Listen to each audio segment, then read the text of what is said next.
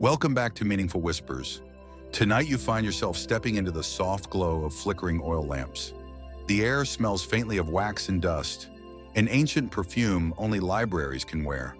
Shelves loom like silent sentinels, stacked with brittle scrolls bound in fading leather, each carrying a story you've never heard, or perhaps a truth humanity has already forgotten. A single candle guttering on a wooden desk throws more shadow than light, and in that half-darkness, your mind begins to wander. You realize that time is no straight road. It's more like a maze of echoes, some so faint they almost vanish. And yes, your ego might not make it through unscathed. So before we dive in, tap that like button and subscribe to Cyphoria, only if these midnight mind voyages truly speak to you. And comment below, where in the world are you, and what hour of consciousness do you now inhabit? Let's see how far across the map of awareness we stretch tonight. Now, dim the lights, maybe turn on a fan for that soft background hum, and let's ease into tonight's journey together. You drift deeper into the labyrinth of the Byzantine world, a place where memory itself feels fragile. Outside, Constantinople hums faintly, the muffled sounds of a city still proud, still radiant, but shadowed by the weight of its own age. You can almost hear the distant clatter of sandals on marble streets, the slow turning of heavy bronze doors. But inside this monastery scriptorium, silence reigns. The kind of silence so complete it feels alive, breathing softly in tandem with your own. Here, in this quiet sanctum, lies knowledge. Forgotten Roman treatises on engineering, philosophy, medicine, astronomy, the works of Cicero, Galen, and Vitruvius, curled like sleeping serpents in parchment scrolls. Most people beyond these walls no longer care for such things. They chase power, wealth, fleeting pleasures. But here, a small brotherhood of scribes tends to the embers of a dying memory, copying manuscripts with aching hands, each stroke a defiance of time's erosion. Your fingers trace the edge of a manuscript as if feeling the heartbeat of history, and in that moment, you think of something Jung once wrote: "The least of things with meaning is worth more than the greatest of things without it." These pages hold meaning, but only for those patient enough to listen. And then there is him, a lone scholar at the far end of the room, hunched over his desk. His name will echo faintly through time. Photios, they call him, name for light, or perhaps another, Sellos, name for words. Maybe it is Michael Sellos tonight, or maybe it is someone whose name has dissolved entirely. You are not sure. Historians still argue who truly safeguarded what and whether they understood the weight of what they were doing. But you sense he is important. The candlelight makes his profile seem carved from shadow.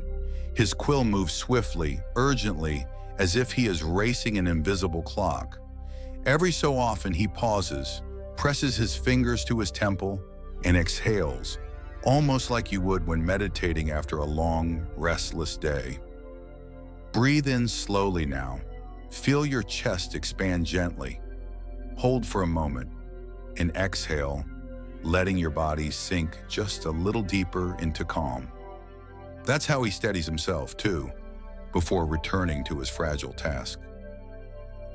And here lies a small irony of history.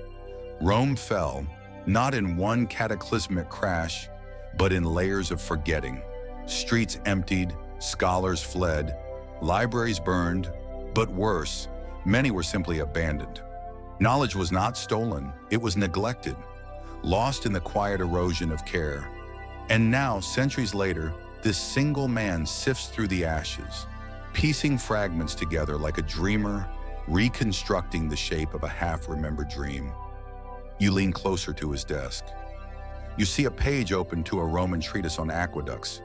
To you, it's just words on paper, but to him, it is more than that. It's proof of what humanity can be at its most precise, its most ambitious. In a world growing smaller and darker, he chooses to preserve this clarity. Perhaps he hopes that someone, someday, will pick up where Rome left off. Or perhaps he simply cannot bear to see the past vanish entirely. There's a soft creak behind you, a door opening. Another monk peers in, holding a lamp. He whispers something about the emperor calling for him tomorrow. Some new political crisis. The scholar nods distractedly, but doesn't look up. Outside, power shifts like sand. Inside, his hands are still, methodical. You can't help but smile faintly. Even in an empire trembling on its own fading foundation, someone finds time for ink and parchment. And yet, there's a strange question that lingers. Was this scholar saving Rome? Or was he saving himself from the void? After all, what is memory but a rebellion against meaninglessness? You catch yourself thinking of Nietzsche. We have art so that we shall not die of the truth. Perhaps he copies these texts for the same reason, to soften the truth that everything ends. You take another deep breath. Feel your body grow heavier, softer. Let your shoulders relax. Imagine the stillness of that scriptorium seeping into your bones, slowing your pulse. Somewhere beyond these walls, Constantinople is alive with voices, markets, and distant sea winds. But here only one sound matters, the slow scratch of quill on parchment. In that sound you realize is resistance. Resistance to time, resistance to oblivion. And you drift, knowing this is only the beginning. Soon you'll follow these manuscripts beyond the scholar's fragile hands, onto ships, across borders, into the uncertain arms of the future. But for now you linger here, in this candlelit silence, where one man begins to hold the world together with nothing but ink. The scholar you've been watching finally sets his quill down, stretching fingers stiff from hours of quiet labor. His name settles on your mind now. Michael Psellos, a Byzantine polymath whose curiosity ranged from theology to ancient science. Or perhaps it is Photios, the Patriarch of Constantinople, known for cataloging hundreds of forgotten texts in his bibliotheca. You can feel the uncertainty of history creeping in again. Scholars still debate which single mind truly preserved the Roman legacy. Maybe it was many minds, scattered across centuries like embers refusing to die. But tonight, in your drifting consciousness, it is simply him, a man known for loving knowledge more than sleep. You move closer, the floor creaking softly underfoot, though he doesn't notice. His eyes are fixed on a manuscript of Galen's medical writings, carefully translating, annotating, copying, breathing life into words written 1,000 years before his own time. The Byzantines often saw themselves as the last guardians of Rome's greatness, its laws, its architecture, its literature. Yet even within this empire, many saw such work as useless nostalgia. Why cling to old Roman texts when the present demanded loyalty, politics, and the never-ending defense of the city? But you can see in his face what they could not. To him, knowledge is not just memory. It is power quietly waiting for the right moment to awaken again. He smooths a parchment with careful fingers, whispering something under his breath that sounds almost like a prayer. You wonder, does he pray to God for wisdom or to Rome itself for forgiveness? A breeze slips through the open window, carrying the faint scent of the Bosporus and the faraway hum of ships docking. You notice how the flickering lamplight dances across shelves of rolled scrolls, some cracked with age, others freshly bound. It's strange how such delicate objects can hold entire worlds, engineering marvels, philosophical puzzles, medicine that saved lives long before the scholar was born. And yet, one accidental flame could erase it all in seconds. You pause, feeling your breath deepen naturally. Inhale slowly, letting your lungs fill, then hold for a gentle count of 3, and exhale long and smooth. As you breathe out, you feel your body melting into the calm of this quiet, sacred labor. And then something curious happens. A boy, no more than 12, enters the scriptorium, His sandals slap softly on the stone floor. He carries a small wooden tablet with a wax coating used for practice. He stops beside the scholar and watches in silence. Finally, he asks, "Why do you copy these things? No one reads them anymore." The scholar smiles faintly, his eyes still on the page. "Because one day someone will." The boy tilts his head. "But the empire is strong. Why would we need the past?" Here the scholar finally looks up. His gaze is soft but distant, as if he sees farther than the boy could imagine.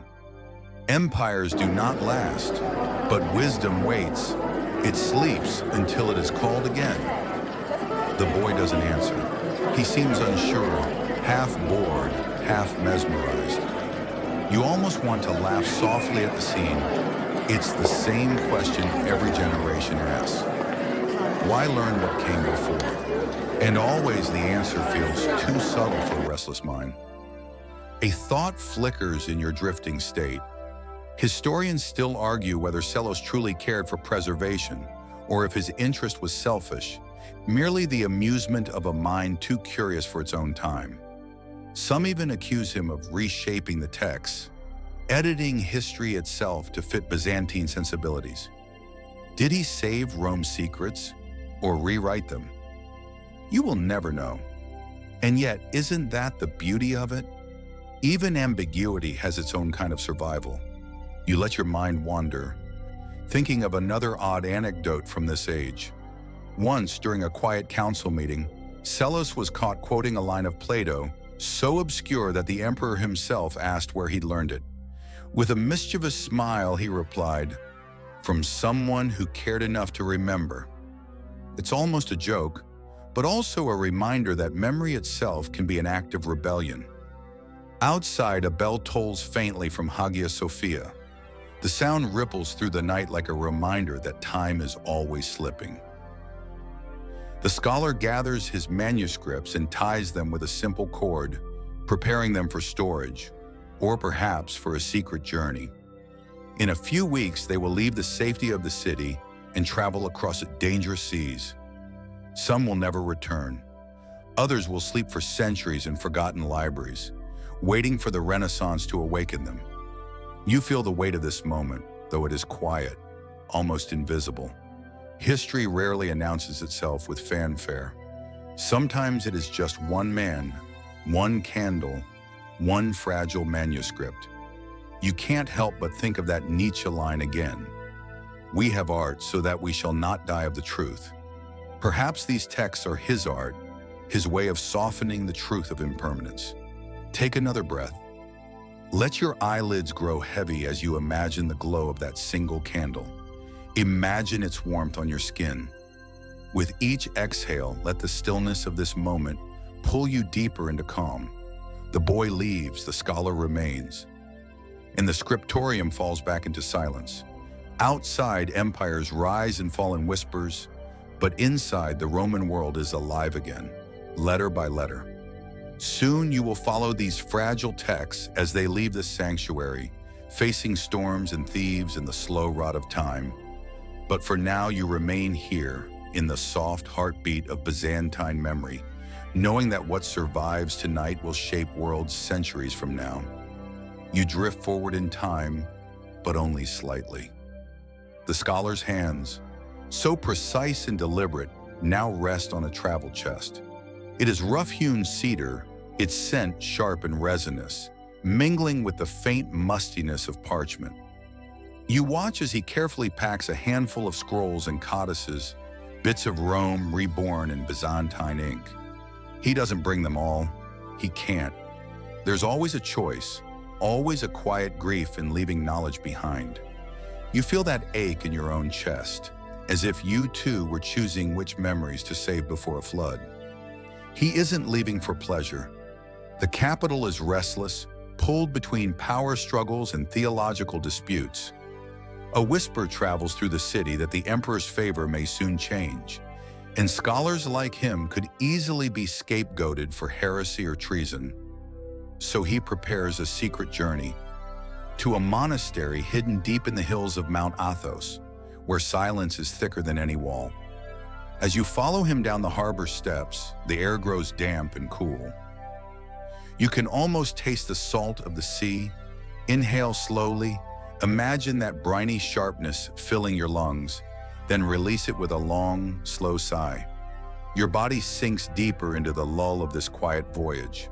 The ship he boards is modest, its hull smelling of tar and pine. Sailors mutter prayers as they prepare the rigging, crossing themselves as the wind shifts. One glances curiously at the chest the scholar clutches like a treasure. To them, it is just old paper, worth less than a sack of grain. But you, watching from this dreamlike edge, know that inside lies the fragile heartbeat of forgotten Rome.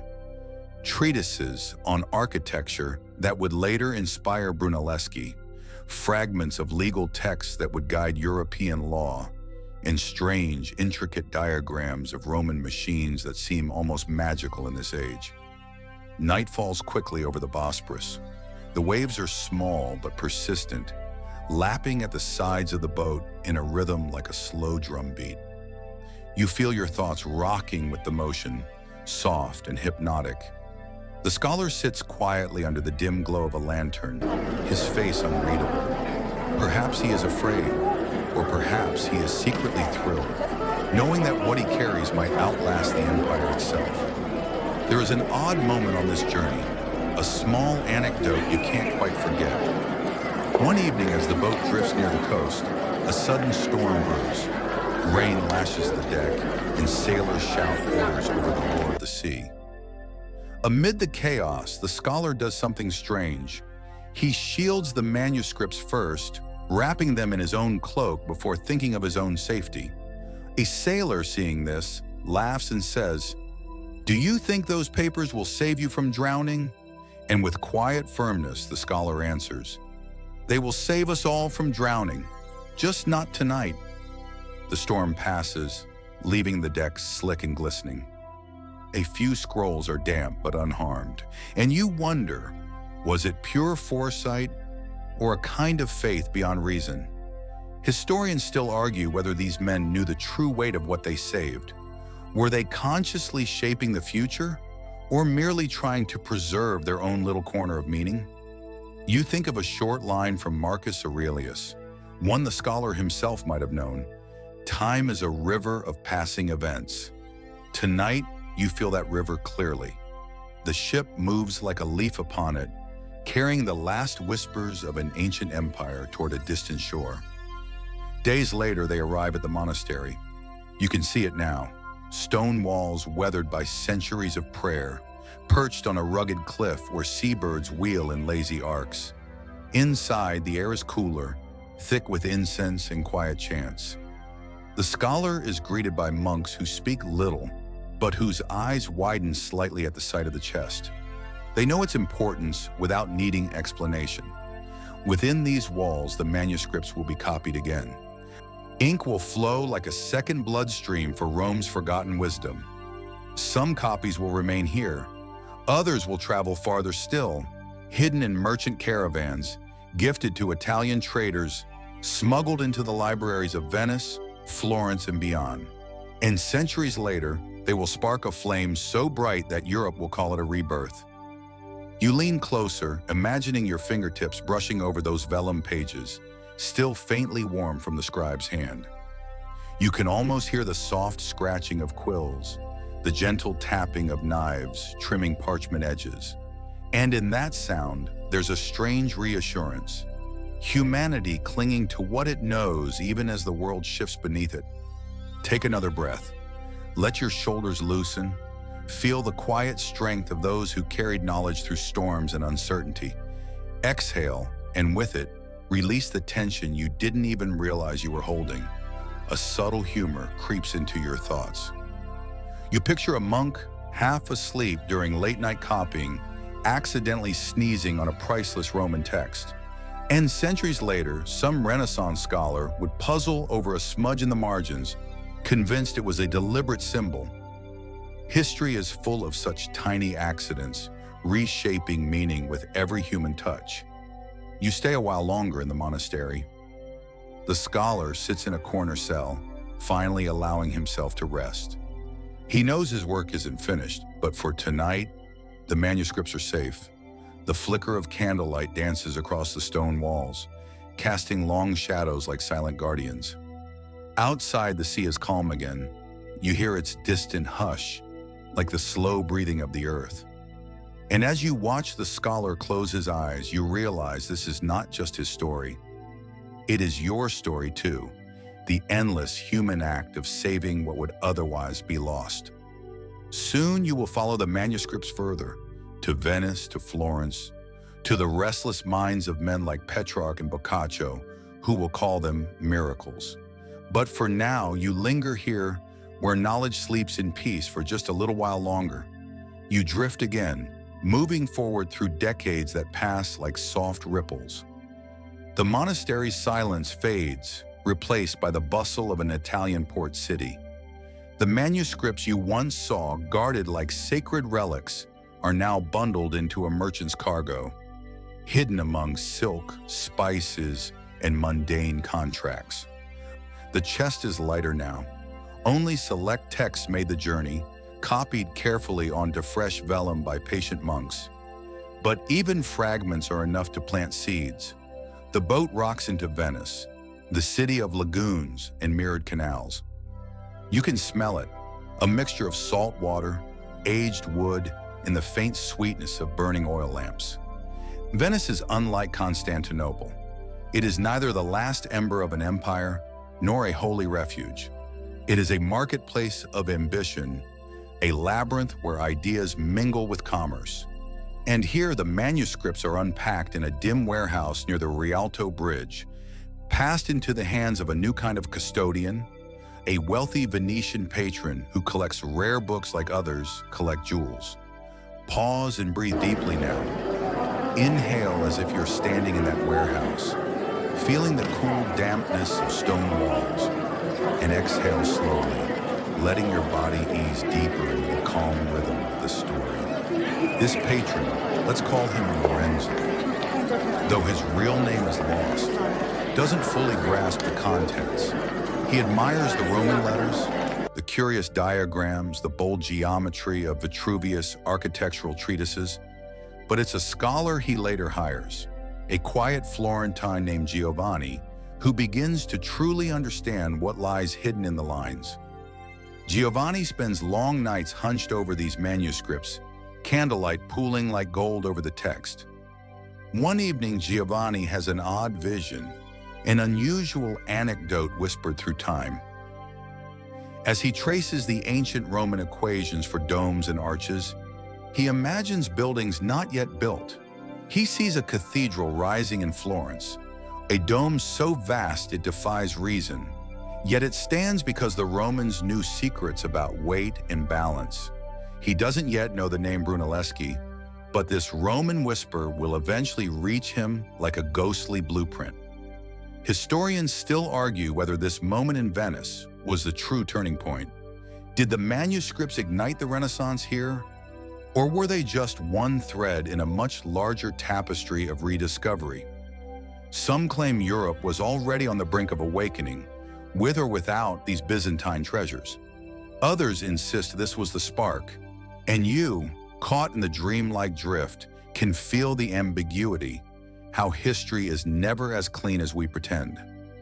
In those nights, Giovanni jots marginalia in the Latin text, small notes of awe. This is no superstition. This is the mind of Rome. It reminds you of a line from Nietzsche, "All truly great thoughts are conceived while walking." And you imagine Giovanni walking Venice's quiet streets at dawn, still half lost in the geometry of forgotten empires. Now the manuscripts begin their quiet migration inland. Carried on horseback, wrapped in linen, they travel to Florence, a city simmering with artistic hunger.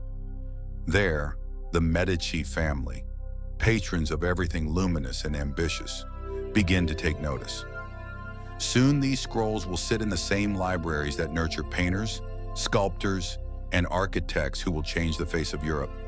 But before that, you pause in the library of Santa Maria Novella, where the manuscripts rest on a wooden lectern. You can smell the dry sweetness of parchment, the faint metallic tang of iron gall ink. A breeze slips through the stained glass windows, stirring a single page as if the text itself were breathing. Feel your own breath match that rhythm. Inhale, a soft rise. Exhale, a slow release. Your heartbeat steadies, quiet like the library's stillness. Here, Giovanni shows the manuscripts to a young apprentice architect.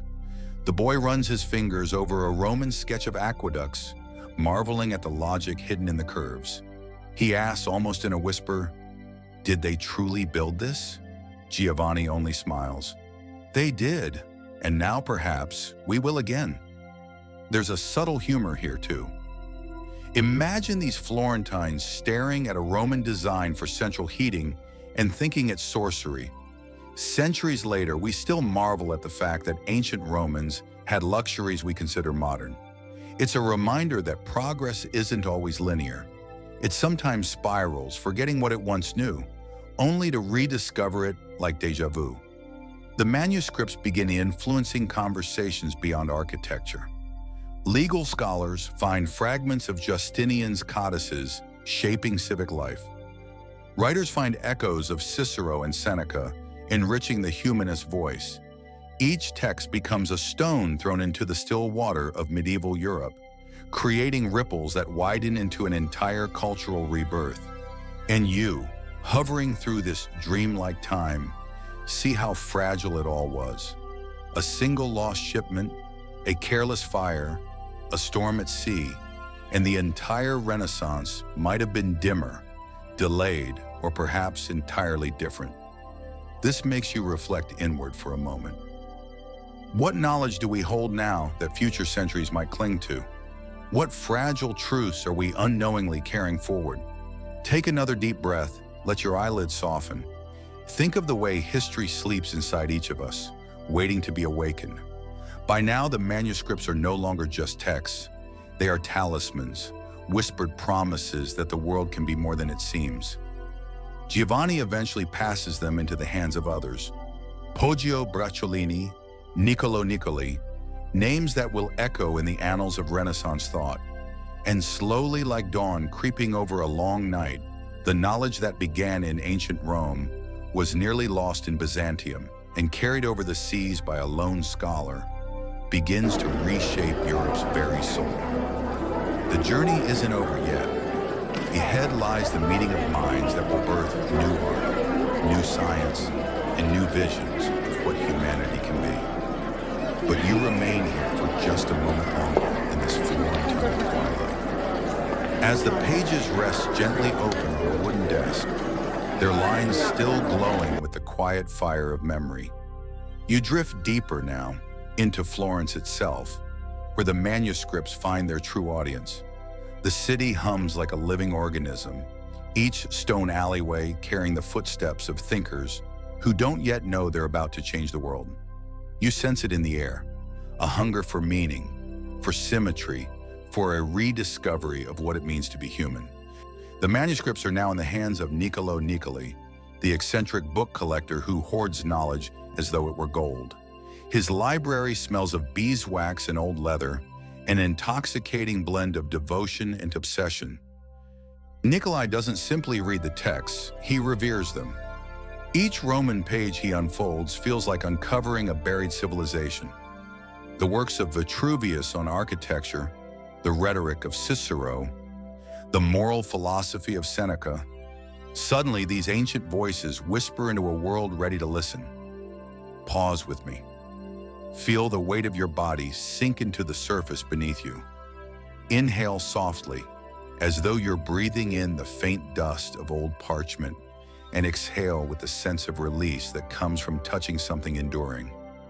Among Niccoli's circle is a young sculptor you might recognize, Donatello. He doesn't read Latin fluently, but the rediscovered Roman ideals of proportion and anatomy start seeping into his work. Soon his sculptures breathe with a lifelike grace unseen for centuries. And in the same city, another man, Filippo Brunelleschi, studies Vitruvian principles of arches and domes. He quietly sketches the impossible, a self-supporting dome for Santa Maria del Fiore. And so, from forgotten Roman engineering emerges Florence's most daring architectural marvel. There's an anecdote here, half whimsical, half profound. It said Brunelleschi once carried an egg to a gathering of skeptical patrons. They asked him how he'd build the dome without scaffolding. He set the egg on the table and gently cracked its base so it stood upright. "Do this," Honey said, "and it holds itself." They laughed, but it worked. Like the manuscripts, the egg was simple, fragile, and yet contained a solution hidden in plain sight. Historians still debate whether the Renaissance would have blossomed without these Byzantine manuscripts. Some argue that the hunger for rebirth was already alive, waiting for any excuse to ignite. Others believe this exact chain of preservation, from Roman genius to Byzantine copying to Venetian trade to Florentine study, was the crucial spark. The ambiguity lingers like a faint echo in the halls of scholarship. And in those halls, young artists begin drawing in new ways. Linear perspective, rediscovered from Roman mathematics, gives depth to their canvases. Writers start to model their language on Cicero's clarity, crafting prose that feels both timeless and new. The manuscripts don't just revive knowledge, they change the very texture of imagination. You think of a line from Jung, "Who looks outside dreams, who looks inside awakes." These Florentines, in rediscovering the Roman world, were doing both, looking outward at the grandeur of a lost empire while awakening an inner drive to surpass it. Close your eyes for a moment and picture Florence at dusk. The streets glow with oil lamps. A scribe copies Roman text by hand under flickering candlelight. Somewhere nearby, a painter mixes pigments for a fresco that will outlive him. You can almost hear the soft scratch of quills, the faint hum of a lute drifting through an open window. Let your breathing follow that rhythm, slow, steady, effortless. There's a quiet humor in how revolutionary ideas often slip in through side doors. No grand proclamation, no trumpets, just a handful of dusty manuscripts shuffled through ports and libraries, awakening a city's soul. It makes you wonder, what humble thing in your own life might carry a hidden future? The ripple spreads beyond Florence. Scholars travel from all over Europe to see these texts. In Rome, architects revisit ancient ruins with new eyes, realizing they're not relics, they're blueprints.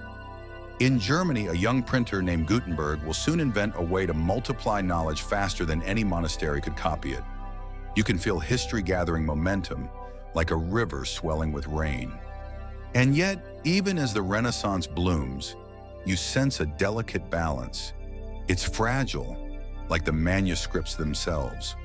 Wars, plagues, and politics still threaten to snuff out this rebirth at any moment. But for now, the light holds. As you drift through this moment in time, let your shoulders soften. Feel how the story itself cradles you, much like Nikolai cradled those ancient texts. Notice how the past isn't just history, it's a living current flowing into you. Soon the manuscripts will inspire even greater things. They will shape the minds of polymaths like Leonardo da Vinci, who will sketch flying machines and human anatomy with a precision Rome would have admired. They will whisper to Michelangelo as he sculpts David, imbuing marble with the quiet strength of antiquity reborn. And beyond the artists, they will influence thinkers, scientists, explorers. Because to know Rome was to know possibility, to believe humanity could reach further than it imagined. But for now, you linger in Florence, in a dimly lit study where a single candle burns low. The manuscripts lie open on the desk, their letters sharp and dark as if freshly written.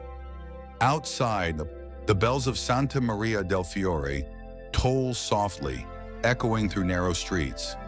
And in that sound, you hear both the weight of history and the promise of what's yet to come. The journey isn't finished.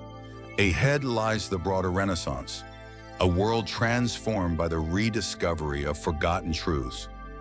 But for now, breathe and rest in the calm glow of Florence's quiet revolution. You drift onward, leaving Florence behind as the manuscripts spread like seeds on the wind, finding fertile minds beyond Italy. The quiet revolution they spark does not stay confined. It ripples outward, shaping the very contours of Europe's destiny. Venice becomes another crossroads, its merchants unknowingly carrying more than spices and silk. Among their cargo, tucked between mundane ledgers and letters of trade, are copies of ancient Roman law, engineering manuals, and philosophical texts. These pages will soon reach Paris, Oxford, and beyond. Each new scholar who holds them feels the same strange thrill, like stepping through a hidden doorway into a world both familiar and alien. Pause for a moment. Feel your breath, soft and even, the way a candle flickers without smoke. Let your body sink into the sensation of weightlessness, as if you're gliding over Europe's map, tracing invisible lines of influence. Northward, the manuscripts find their way into the hands of Desiderius Erasmus in the Netherlands. He reads Cicero and Seneca with a critical but loving eye, breathing new life into the moral philosophy of Rome. Erasmus becomes a voice of reason in a time brimming with religious tension, advocating for learning, balance, and the inner life of the soul. Historians still argue whether Erasmus's humanism would have flourished without these rediscovered texts, or whether his brilliance would have emerged regardless. The ambiguity hovers, unresolved, like mist in a quiet library. Across the Channel, Thomas More sketches utopia, weaving Roman political thought into his vision of an ideal society. And further still, the manuscripts awaken curiosity in realms that Rome itself never touched. In Spain, they whisper to explorers who dare imagine worlds beyond the horizon. The past begins to push humanity into its own future. There's an anecdote here that feels almost mythical. In Germany, a scholar named Johannes Reuchlin saves a trove of ancient manuscripts from being burned as heretical. He convinces the authorities that these books, even if pagan, hold the wisdom of ages. Knowledge, he insists, cannot be unlearned.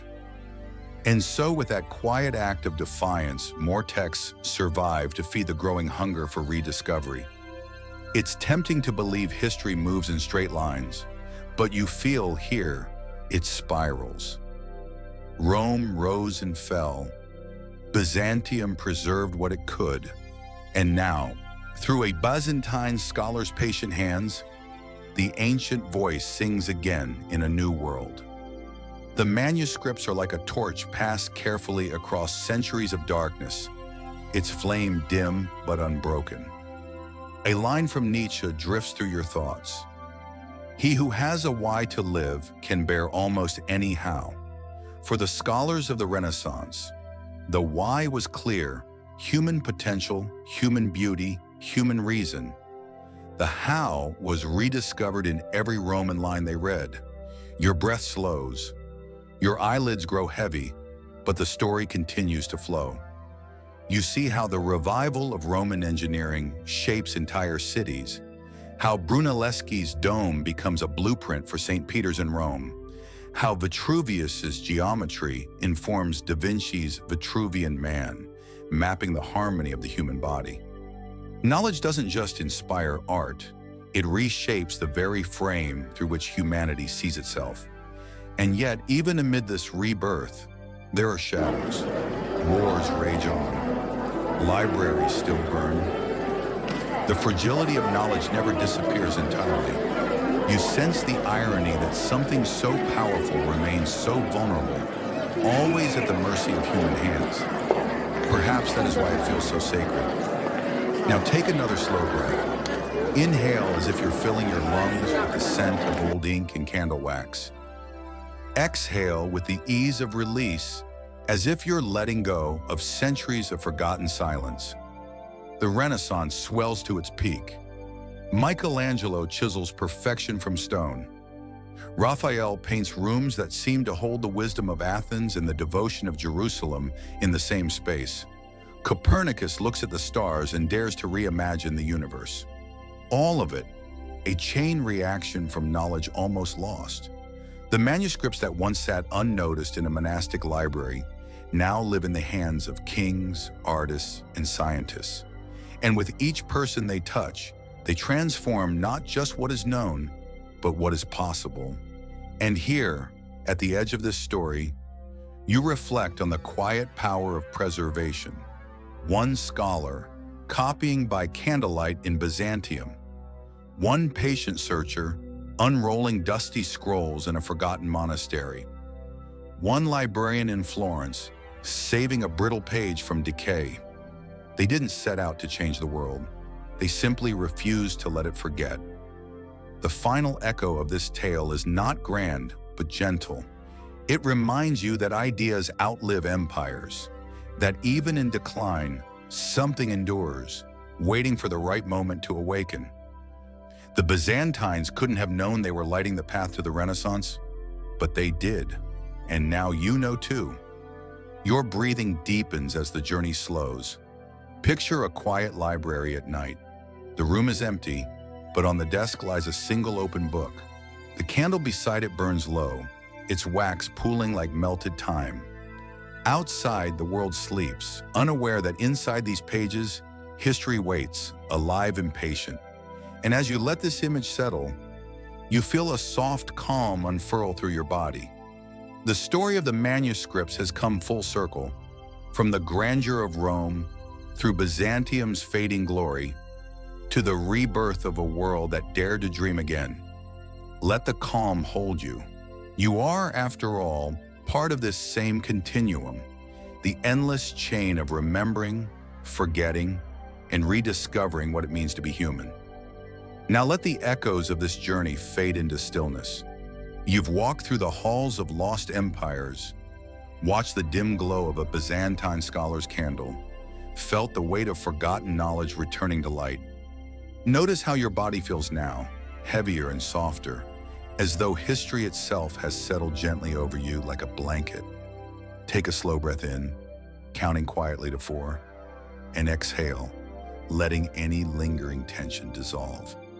Imagine the manuscripts resting safely on a shelf, their pages no longer urgent but timeless, content to wait for whoever seeks their wisdom next.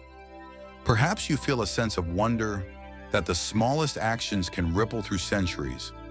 Or maybe you simply feel the quiet comfort of knowing that even when things are lost, they are never entirely gone. The past always leaves traces, like footprints in soft sand, ready to guide someone back. If your mind drifts, let it wander like those old texts across the sea. Maybe it will carry you to the candlelit scriptorium, or to Florence's golden streets, or to a moment of stillness where nothing needs to be found or saved. Here in this calm, you can rest. History is vast, but you are safe within it, held by the gentle rhythm of time. Close your eyes fully now. Let the story dissolve into dreams, where forgotten worlds come alive again. Sweet dreams, traveler of whispers.